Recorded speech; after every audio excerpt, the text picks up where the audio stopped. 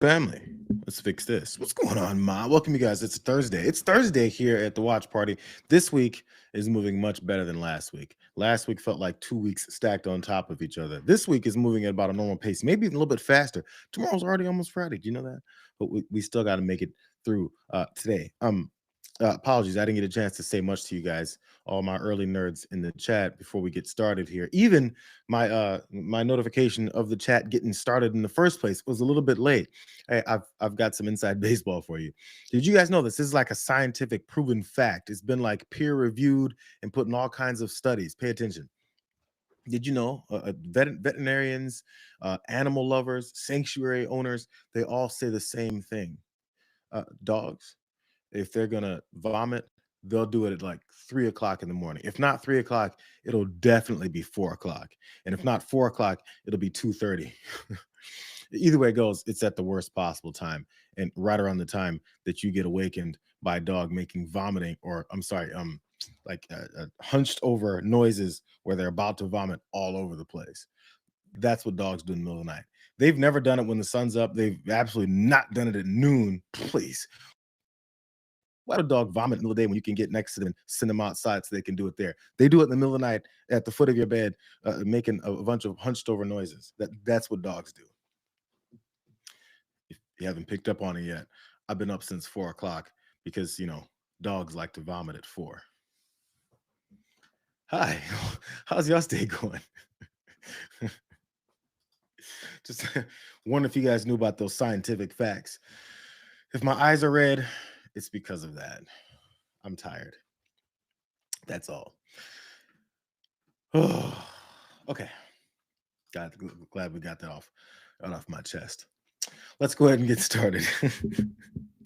As the notification put forward there, the theme of today's show is panic amongst this MAGA Republican Party. I actually never thought it would really get to the point where they're openly panicking the way that they're openly panicking. But I think those election losses there on Tuesday night really shook them. It even shook the guy who thinks he's untouchable. I'm glad he's finally starting to see that he's not. Um, but maybe this is when people start to turn on each other. This is when the infighting, I think, is currently happening. It hasn't become much public yet, but all these folks lined up behind Donald Trump and his stupidity, his ignorance, and his bloviating ways, they did all that so they could gain more power, control, and money, which many of them did. But it doesn't look so good lately. One of those main folks, his name is Mike Johnson. Oh, I love going to this guy. I feel like I've been documenting his entire political movements. And where he's now on lately is talking about this government shutdown, which is the main stress of their issues. Donald Trump even pointed out, you got to shut down, you got to end that shutdown. Finally, oh, really? Mike Johnson is stressed out. So this is his latest lie. The Democrats shut down the government out of fear. They have never been more afraid at any point than they are right now. They know, as we all do, what their own polls show. The leadership of the Democratic Party is the most unpopular with members of their own Democratic base. And we saw that in the elections last night. The old guard is desperately trying to use this shutdown to show the radical Marxist wing of their party that they can look tough to President Trump. The king of projection. This guy.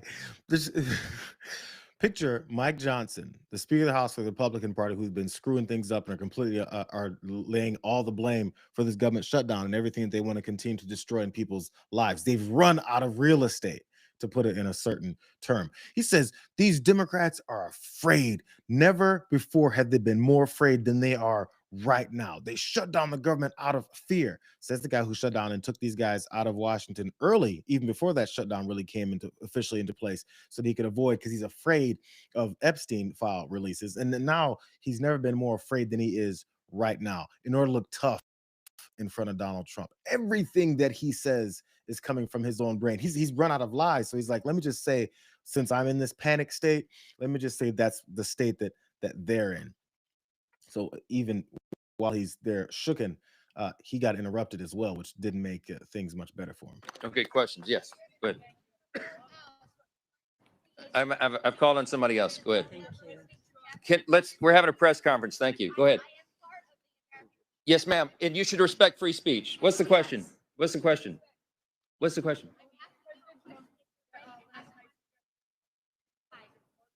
I can't hear you because we have someone who doesn't respect the rights of their colleagues over here. I'd love to You talk have with an you. Wait. obligation. I'd love to talk with you. Come to my office, okay? You have an obligation. Yeah. Yes. Yeah. Okay. Okay. Question. He still demands respect, but he's not getting much of it there. He even shushed off Lisa McClain next to him, and she got too upset. You got no, shut the fuck up. They're unraveling, bro. They're starting to fall apart. They're not doing well with the pressure. Hey, here's the woman that was interrupting him consistently throughout that back and forth when he was looking to have some more questions being asked by the media so he could lie to them. It's Democratic Representative Chrissy Houlihan.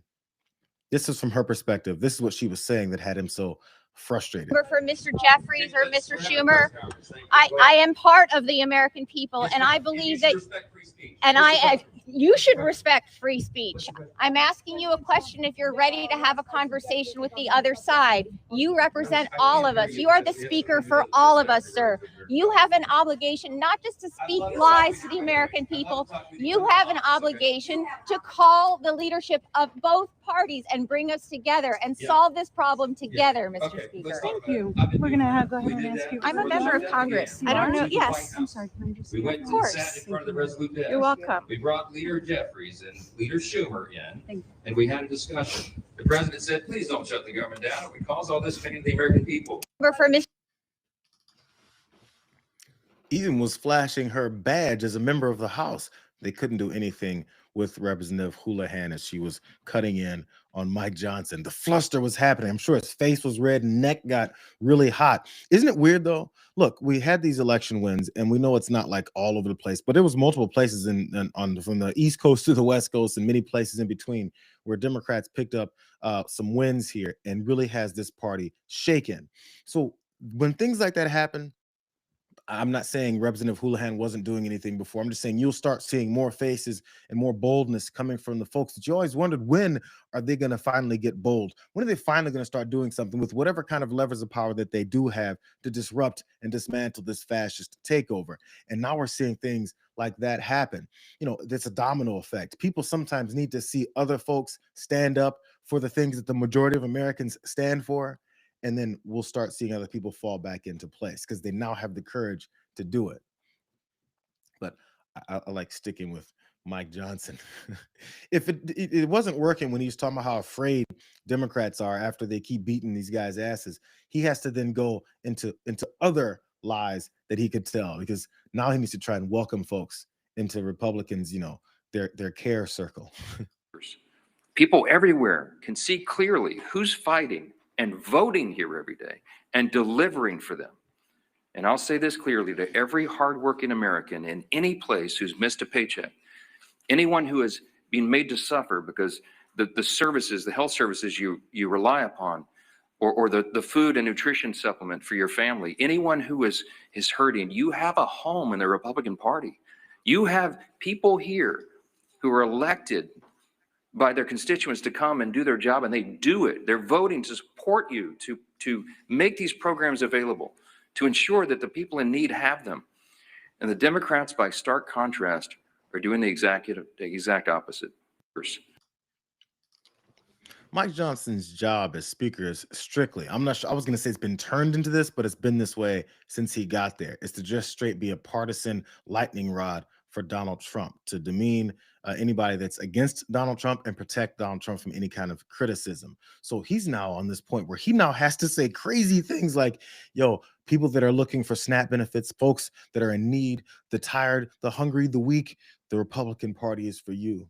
The problem is when he says these types of things, his president that he's constantly defending always goes and puts his face back in front of the camera and says, we're going to cut all those Democrat programs. You know how SNAP is full of fraud, waste, and abuse, and healthcare systems, nobody needs those anymore. He just goes and cuts everything down and still expects dumbasses like Mike Johnson to still have some kind of argument left to give them, to force people to believe both what he's saying and also what Donald Trump is showing them, which is always the exact opposite.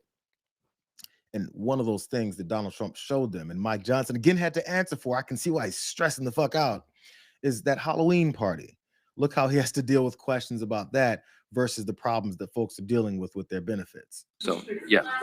You talk about the split screen between Democrats are doing what the Republicans are doing. What about the split screen about the fact that the Trump administration is administering only part of the SNAP program while President Trump is having a gathering party at Mar-a-Lago? I reject the premise of the question. Let me talk about SNAP. Okay.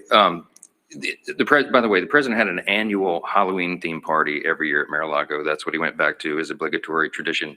And I just discount what you're trying to do there. The SNAP benefit is a very important question. The White House has bent over backwards, as we've recounted here every morning, to make sure that Americans' pain is mitigated as much as possible, reduced as much as possible. So we got the troops paid. They made creative solutions for that. The WIC funding for women, infants, and children.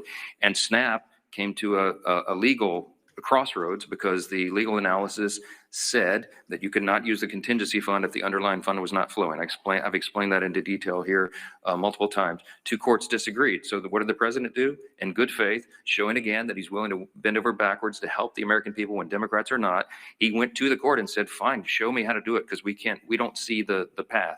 And so Flustered.